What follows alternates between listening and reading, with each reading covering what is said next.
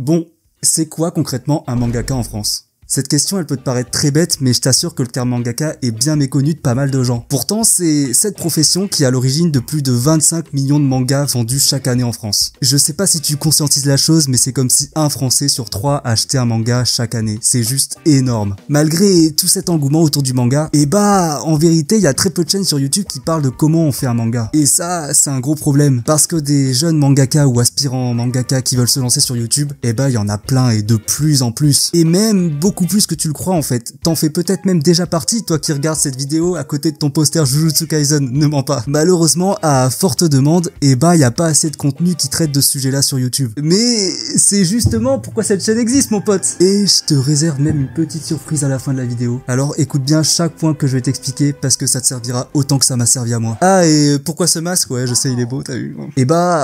Patience mon jeune ami, on le verra bien assez tôt. J'annonce, les prochaines vidéos vont être du jamais vu dans la communauté dessin manga, frérot. Vraiment, sans mentir, je pense que la valeur de cette chaîne, elle va vraiment aider beaucoup de gens, littéralement. Et j'en suis même persuadé, car j'ai été dans le cas de beaucoup de gens qui dessinent et qui ont envie d'apprendre le manga et qui regardent cette vidéo. Et pour notre cas, je pense qu'on s'est tous déjà posé au moins une fois la question, comment réellement on devient mangaka? Il y a une dizaine d'années, quand je rentrais au collège et que j'ai commencé à vraiment m'intéresser au manga, j'ai essayé de me renseigner sur comment faire de bonnes histoires, comment faire un bon scénario manga par exemple, dessiner des personnages stylés et qui ont une âme, comme je sais pas dans SNK par exemple. Moi je sais que j'ai grandi au collège, au lycée avec SNK. Ou même des questions toutes bêtes comme par exemple comment on fait une page de manga, bien placer les cases par exemple, les bulles, comprendre le sens de lecture, ou même simplement trouver des bonnes paroles pour mes personnages. C'est hyper important. Et je me souviens qu'à l'époque, quand je faisais mes premiers dossiers éditoriaux, je me demandais qu'est-ce qui plaît vraiment aux éditeurs en fait. Et il y a tellement d'autres questions en réalité ultra spécifiques. Donc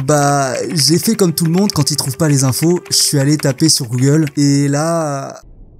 le néant. Sans déconner, cite-moi un seul livre qui t'apprend à faire du manga. Après, tu me diras... Mais t'es bien sûr qu'il y a des livres pour apprendre à faire le manga. Moi j'en ai un, il va m'apprendre en seulement 20 pages. C'est bien mon jeune mangaka en herbe. Mais est-ce que tu trouves que ça ressemble à ça ou ça? Non, parce que pour devenir mangaka, il faut se former avec des livres écrits par de vrais mangaka, non? Et pas un américain inconnu qui sait même pas faire de manga et qui s'est dit, comme beaucoup d'autres dessinateurs inexpérimentés, tiens, il y a bien à se faire, tu vois. Parce que c'est ça la réalité des livres pour apprendre le manga. Et des livres comme ça, il y en a plein. Mais c'est pas ça qui va t'aider à devenir mangaka. Tu vas juste perdre ton argent et ton temps. Et on va faire un petit jeu. À ton avis, combien de livres qui ont été écrits par de vrais mangaka pour apprendre le métier sont sortis? Hors Bakuman, bien sûr, qui lui est plus un manga classique. Alors, une idée? 10!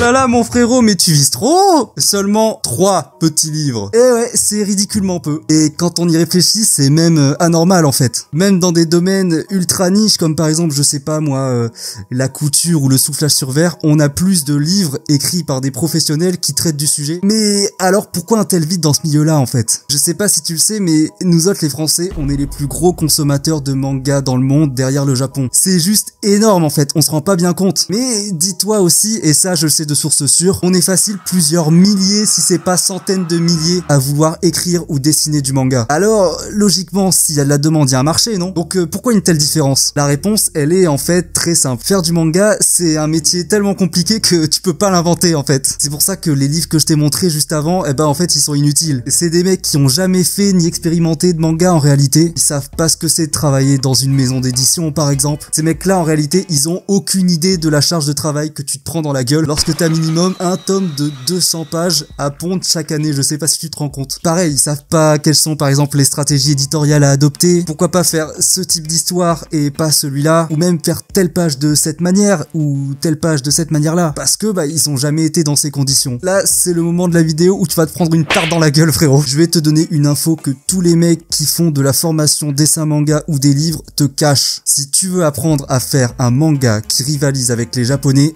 faut que tu te formes auprès des japonais. Le truc c'est que Oda, il a d'autres choses à foutre que de te pondre un ouvrage sur comment on fait un manga. Et heureusement j'ai envie de te dire parce que moi j'ai envie de savoir la fin de One Piece. Après tu peux te dire c'est pas grave s'il fait pas de livre, je vais devenir assistant. Et là je te répondrai d'accord mais frérot c'est Ichiro Oda donc des assistants il en a plein tu vois. Alors c'est quoi la solution? Partir au Japon ou espérer trouver un mangaka qui veuille bien te prendre en apprenti? Beaucoup trop coûteux malheureusement. Et quasiment impossible à trouver en plus de ça. Encore pire si tu vises un gros mangaka. Alors comment on fait? Et c'est là que j'entre en scène. Je suis mangaka pro depuis 2 ans et ici on va parler manga et on va pas le faire comme toutes les autres chaînes que t'as pu déjà regarder. Ici je vais te filer des astuces de dessin que littéralement personne n'a jamais donné sur YouTube frérot. Et mieux que ça, je vais te filer des méthodes meilleures que celles que tu trouveras dans des formations payantes sur internet et ce gratuitement. Je te parle de méthodes et techniques que j'ai moi-même développées en faisant de la recherche pendant plusieurs années à enseigner le manga à des centaines d'élèves et d'apprentis mangaka pour à la fin arriver devant toi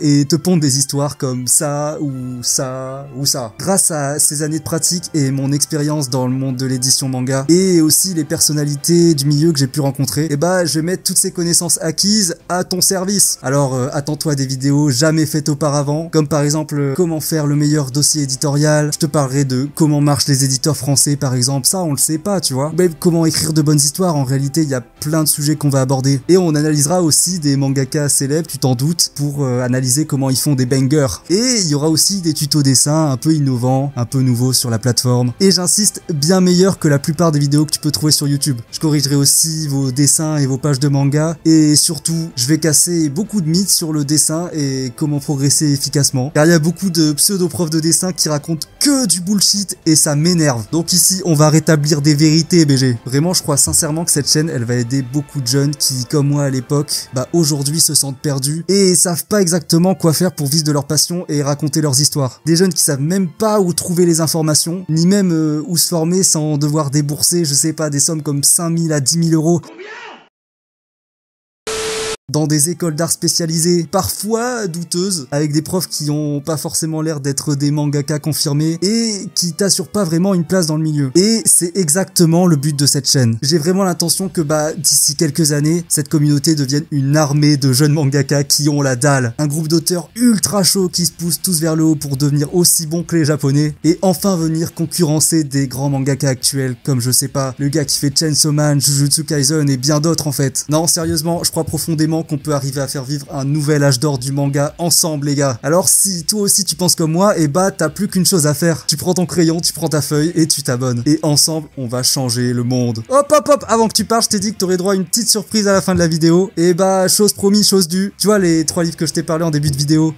C'est cadeau. Je te donne leur référence dans une fiche dessin, c'est 100% gratuit. Et avec ça, crois-moi, tu mettras déjà une avance sur la plupart des dessinateurs manga. Alors lis-les, ponce-les, je sais pas, dors avec, fais ce que tu veux. Mais surtout, applique tout ce qui t'enseigne. Et nous on se retrouve pour la suite et la prochaine vidéo t'es pas prêt, je te prépare une dinguerie mon gars. Et si tu veux en savoir plus sur mon nouveau manga, n'hésite pas à faire un tour sur mon Insta et mon TikTok. Et d'ici là, prends soin de toi et n'arrête jamais de dessiner. Allez bisous.